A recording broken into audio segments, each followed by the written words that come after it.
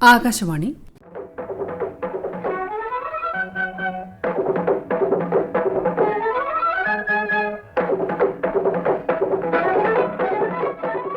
തിരുവനന്തപുരം പ്രാദേശിക വാർത്താ വിഭാഗം അവതരിപ്പിക്കുന്ന വാർത്താ തരംഗിണി.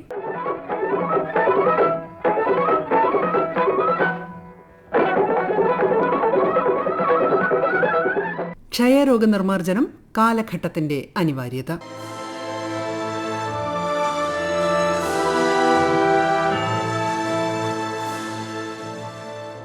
ആരോഗ്യ സംവിധാനങ്ങൾ അത്രമേൽ വികസിതമായ ഇന്നും ഒരു ആഗോള പകർച്ചവ്യാധിയായി തുടരുന്ന രോഗമാണ് ക്ഷയം അഥവാ TB. ലോകാരോഗ്യ സംഘടനയുടെ കണക്ക് പ്രകാരം ഓരോ വർഷവും 10 ലക്ഷത്തിലധികം പേരാണ് ഈ രോഗബാധ മൂലം മരണപ്പെടുന്നത്. അതായത് ഓരോ ദിവസവും ലോകത്താകെ 3500-ലധികം പേരാണ് ക്ഷയം മൂലം മരിക്കുന്നത്.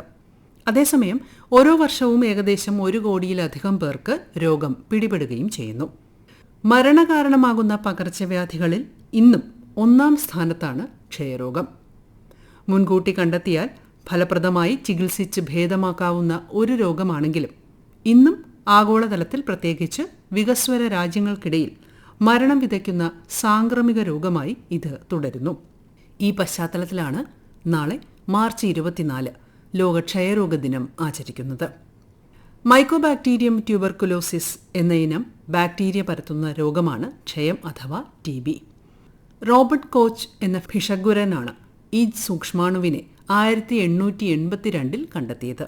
അന്ന് മാരക പകർച്ചവ്യാധിയായിരുന്ന ഈ രോഗത്തിന്റെ നിർണയത്തിനും ചികിത്സയ്ക്കും വഴിയൊരുക്കിയ സുപ്രധാന കണ്ടെത്തലിന്റെ ശതാബ്ദി വാർഷികത്തിലാണ്, അതായത് 1982 മുതലാണ് എല്ലാ വർഷവും മാർച്ച് 24 ലോക ക്ഷയരോഗ ദിനമായി ലോകാരോഗ്യ സംഘടന ആചരിക്കുന്നത്.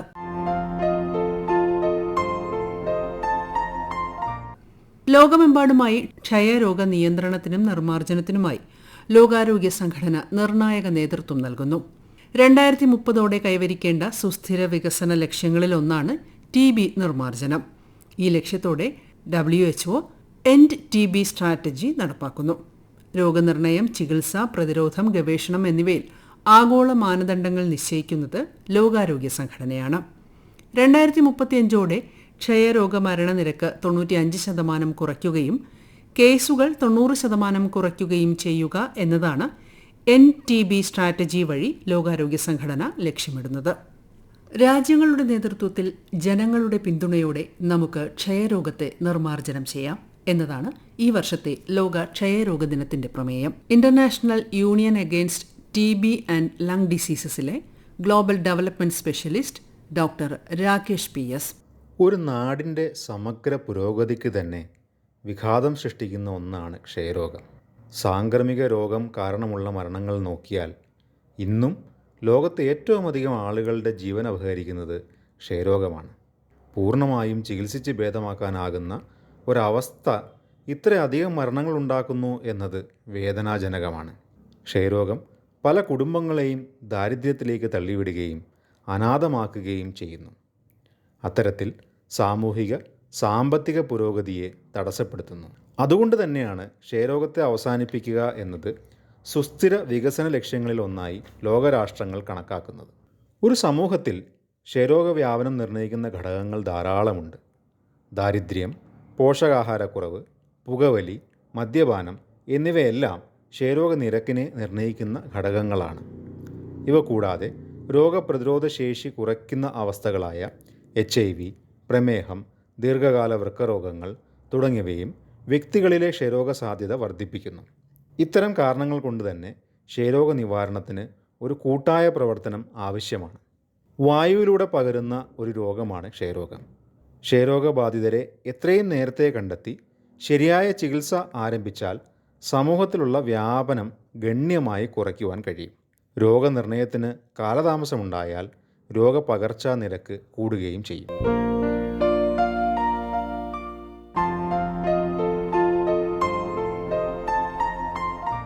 പ്രധാനമായും ശ്വാസകോശത്തെ ബാധിക്കുന്ന രോഗമാണ് ക്ഷയം. എങ്കിലും ശരീരത്തിന്റെ ഏതാണ്ട് എല്ലാ ഭാഗങ്ങളെയും ഈ രോഗാണു ആക്രമിച്ചേക്കാം. വായുവിലൂടെയാണ് പ്രധാനമായും രോഗം പകരുന്നത്. രോഗികൾ ചുമയ്ക്കുമ്പോഴും തുമ്മുമ്പോഴും സംസാരത്തിലൂടെയുമെല്ലാം രോഗാണുക്കൾ പകരുന്നു. ക്ഷയരോഗത്തെക്കുറിച്ച് കൊല്ലം മെഡിക്കൽ കോളേജ് കമ്മ്യൂണിറ്റി മെഡിസിൻ വിഭാഗം പ്രൊഫസർ ഡോക്ടർ എസ് ചിന്ത.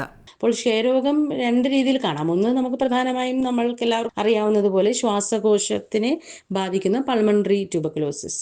ഇതുപോലെ തന്നെ ഈ രോഗാണു, അതായത് മൈക്കോബാക്ടീരിയം ട്യൂബർക്കുലോസിസ് എന്നുള്ള ബാക്ടീരിയയാണ് ഈ രോഗം ഉണ്ടാക്കുന്നത്. ഇത് മറ്റ് അവയവങ്ങളെയും ബാധിക്കാം. അപ്പോൾ നമ്മൾ സാധാരണയായി നടത്തുന്ന കഫ പരിശോധനയിൽ ഇത് കണ്ടെത്തുവാൻ സാധിക്കുകയില്ല. ഏത് അവയവത്തെയാണോ ബാധിക്കുന്നത് അവിടുത്തെ FNAC, ബയോപ്സി ഒക്കെ എടുത്തുള്ള പരിശോധനകളും മറ്റ് സ്കാനിങ്ങും ടെസ്റ്റിങ്ങും ഒക്കെ ചെയ്ത് കൊണ്ടാണ് നമ്മൾ സങ്കീർണമായ പരിശോധനകൾ നടത്തേണ്ടി വരും. വെറും ഒരു കഫ പരിശോധനയിൽ ഈ രോഗം കണ്ടെത്താൻ പറ്റുന്നില്ല എന്നുള്ളത് ഒരു വെല്ലുവിളിയാണ്. പക്ഷെ സാധാരണ 2 ആഴ്ചയിൽ കൂടുതൽ ചുമയുള്ളപ്പോൾ ശ്വാസകോശ TB നമ്മൾ സംശയിക്കുകയും കഫ പരിശോധനകളിലൂടെ ഇത് കണ്ടെത്തുവാൻ സാധിക്കുകയും ചെയ്യുമെന്നുള്ളത് നമുക്കറിയാം. ഇതുകൂടാതെ ഉള്ള ലക്ഷണങ്ങൾ വൈകുന്നേരത്തിന് ശേഷം പനിക്കുക, തൂക്കം കുറയുക, ഇവയൊക്കെയും സാധാരണ പറയുന്ന ലക്ഷണങ്ങളാണ്. എന്നാൽ എക്സ്ട്രാ പൾമണറി TB, അതായത് ശ്വാസകോശത്തിന് പുറത്തുള്ള TB ആണെങ്കിൽ ഏത് അവയവത്തെയാണോ ബാധിച്ചിരിക്കുന്നത് അതിനനുസരിച്ചുള്ള വേദനയും ആ അവയവത്തെ സംബന്ധിച്ചുള്ള ലക്ഷണങ്ങളുമായിരിക്കും കാണിക്കുന്നത്. പൊതുവേ ലിംഫ് നോഡുകൾ, അതായത് നമ്മുടെ കടലകൾ ആണ് എക്സ്ട്രാ പൾമണറി TB ഉണ്ടാകുന്ന ഒരു പ്രധാന ഭാഗം, ശരീരഭാഗം. അതായത് കടല വീക്കമായിട്ട് വരും. അപ്പോൾ അത് കുറച്ചധിക ദിവസം നിൽക്കുന്നു. മറ്റ് ഇൻഫെക്ഷനോ ചെറിയ പനിയും ഇൻഫെക്ഷൻസും ഒക്കെ വരുമ്പോൾ ആ പ്രദേശത്തെ കടല വീങ്ങുന്നത് സാധാരണമാണ്. പക്ഷേ ഇത് കുറച്ച് ദിവസമായിട്ട് കടലവീക്കം ഒക്കെ ആണെങ്കിൽ നമുക്ക് ലിംഫ് നോഡ് TB ഒരു സംശയം മാത്രമാണ്. അത് സംശയം മാത്രമായിരിക്കും. നമ്മൾ ഡോക്ടറെ കണ്ട് ഡോക്ടർ പരിശോധിച്ചതിന് ശേഷം മാത്രമേ അത് TB ആണെന്ന് ഉറപ്പിക്കുവാൻ പറ്റുകയുള്ളൂ. ഇതുകൂടാതെ എല്ലിൻ്റെ TB, നട്ടെല്ലിൻ്റെ TB, മറ്റ് എല്ലുകളുടെ TB. അപ്പോൾ എല്ലിൻ്റെ ആ ഭാഗത്ത് വേദനയും തരിപ്പും ഒക്കെ ഉണ്ടാവാം. ആ രീതിയിലുള്ള ലക്ഷണങ്ങൾ നമ്മൾ ശ്രദ്ധിക്കേണ്ടതുണ്ട്. ഇതുകൂടാതെ വൃക്കയെ ബാധിക്കാം.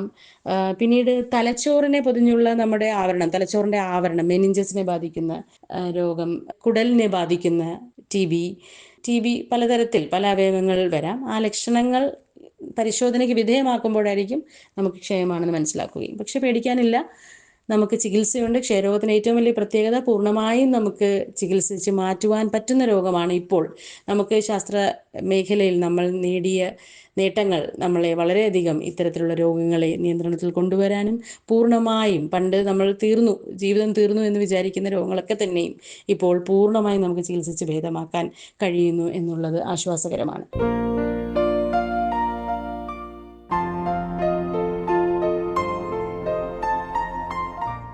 രോഗത്തെക്കുറിച്ചുള്ള പ്രധാന തെറ്റിദ്ധാരണയാണ് ഇത് ഒരു പാരമ്പര്യ രോഗമാണ് എന്നുള്ളത്. എന്നാൽ ഇതൊരു പാരമ്പര്യ രോഗമല്ല, മറിച്ച് ചികിത്സിച്ചാൽ പൂർണ്ണമായും ഭേദമാകുന്ന ഒരു സാംക്രമിക രോഗമാണ്. 2 ആഴ്ചയോ അതിലധികമോ നീണ്ടുനിൽക്കുന്ന കഫമുള്ള ചുമ, വൈകുന്നേരങ്ങളിൽ ഉണ്ടാവുന്ന വിട്ടുമാറാത്ത പനി, അമിതമായി തൂക്കം കുറയുക, വിശപ്പില്ലായ്മ, നെഞ്ചുവേദന, രക്തം ചുമച്ചു തുപ്പുക, അമിതക്ഷീണം തുടങ്ങിയവ ചില പ്രധാനവും സാധാരണവുമായ ലക്ഷണങ്ങളാണ്. ഒരാളുടെ ശരീരത്തിൽ രോഗാണുബാധയുണ്ടായാലും രോഗപ്രതിരോധ സംവിധാനം ശക്തമാണെങ്കിൽ അയാൾക്ക് രോഗം പ്രകടമാവുകയില്ല. ഒരുപക്ഷെ ഈ വ്യക്തിയുടെ മരണം വരെ അദ്ദേഹത്തിന് രോഗമുണ്ടാവാതെയും ഇരിക്കാം. എന്നാൽ പലപ്പോഴും ശരീരത്തിന്റെ പ്രതിരോധ സംവിധാനം തകർന്നാൽ അത് ഈ രോഗാണു സജീവമാകാനും ക്ഷയരോഗത്തിലേക്ക് നയിക്കാനും കാരണമാകും. പ്രമേഹം, പോഷകാഹാരക്കുറവ്, HIV തുടങ്ങിയ അവസ്ഥയിൽ രോഗാണുബാധ സജീവമാകും. ഡോക്ടർ എസ് ചിന്ത തുടരുന്നു. ഇതുകൂടാതെ ഇപ്പോൾ നമ്മൾ കേരളം പ്രത്യേകമായിട്ട് ശ്രദ്ധിക്കുന്ന മറ്റൊരു കാര്യം ലേറ്റന്റ് TB ഇൻഫെക്ഷൻ ആണ്. അതായത് ഈ TBയുടെ മൈക്കോബാക്ടീരിയം ട്യൂബർക്കുലോസിസ് എന്ന് പറയുന്ന രോഗാണു വളരെ നമ്മുടെ വായുവിലൂടെയാണ് പകരുന്നത്.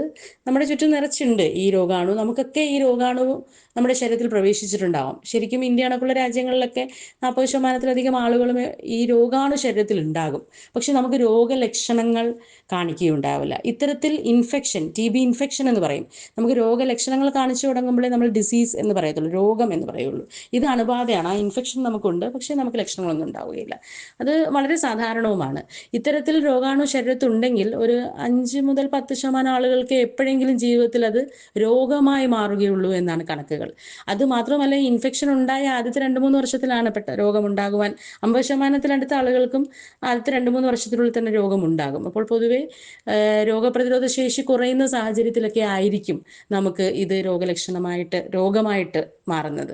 അതുകൊണ്ടാണ് പ്രമേഹ രോഗികൾ പ്രതിരോധ ശേഷി കുറവ്, പ്രമേഹ രോഗികൾ തന്നെ ഈ അനിയന്ത്രിതമായ പ്രമേഹമുള്ളവരാണ് ശ്രദ്ധിക്കേണ്ടത് കേട്ടോ. പ്രമേഹം കണ്ടുപിടിച്ച് എന്ന് പറഞ്ഞാൽ പേടിക്കേണ്ട ആവശ്യമില്ല. പ്രമേഹം നിയന്ത്രണത്തിൽ വെക്കുക എന്നുള്ളത് മാത്രമേ ഉള്ളൂ അവിടെ ശ്രദ്ധിക്കേണ്ടത്. ബാക്കി അനിയന്ത്രിതമായ പ്രമേഹം, പിന്നീട് HIV അണുബാധയുള്ളവരൊക്കെ തന്നെ, നമ്മൾ പ്രമേഹ രോഗികൾക്കും HIV അണുബാധയുള്ളവർക്കും ഒക്കെ തന്നെ ഈ ടെസ്റ്റ് TB ടെസ്റ്റ് കൂടെ തന്നെ നടത്തുന്നതിന് വേണ്ടിയാണ്. പിന്നീട് കുഞ്ഞുങ്ങൾ എപ്പോഴും ഹൈ റിസ്ക് ആണ്.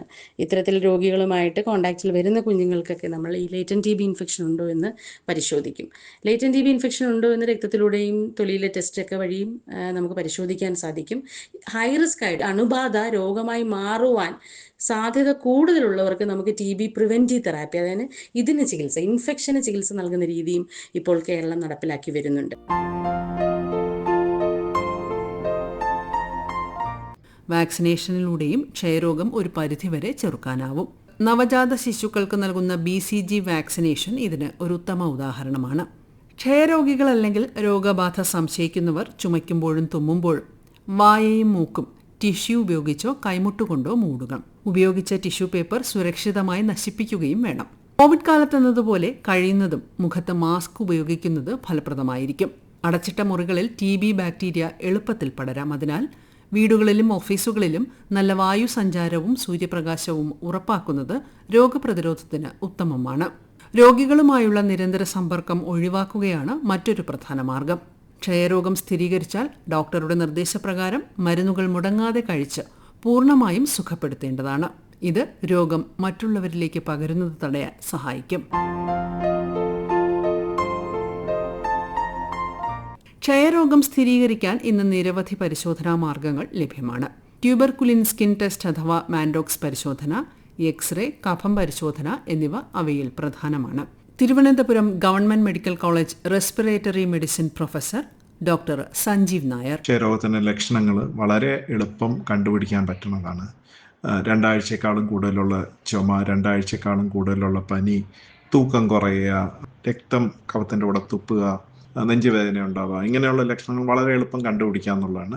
ലക്ഷണങ്ങൾ നേരത്തെ മനസ്സിലാക്കി പേഷ്യൻസ് നേരത്തെ തന്നെ ഡോക്ടറിൻ്റെ അടുത്ത് വരികയും ഡോക്ടർമാർക്ക് ഇതിനെപ്പറ്റി അറിവുണ്ട്, അവർ നേരത്തെ കറക്റ്റായിട്ടുള്ള ടെസ്റ്റിന് വിട്ടു കഴിഞ്ഞാൽ ഈ ടെസ്റ്റുകളെല്ലാം ഫ്രീ ആയിട്ട് സർക്കാർ ലഭ്യമാക്കണം. ഏകദേശം 2500 മുതൽ 20,000 രൂപ ചിലവുണ്ടാവുന്ന ടെസ്റ്റുകളെല്ലാം സർക്കാർ ഫ്രീ ആയിട്ട് പ്രൊവൈഡ് ചെയ്യുന്നുണ്ട്.